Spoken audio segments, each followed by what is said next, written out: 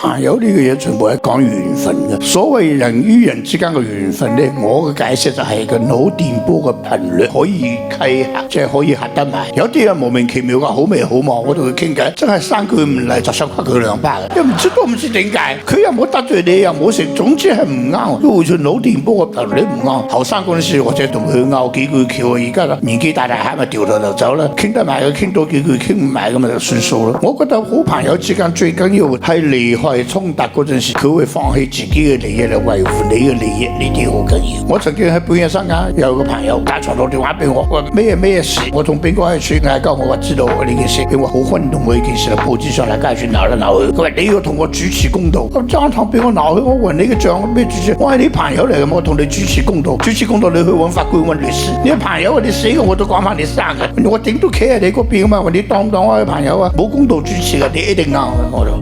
咁啊，係朋友。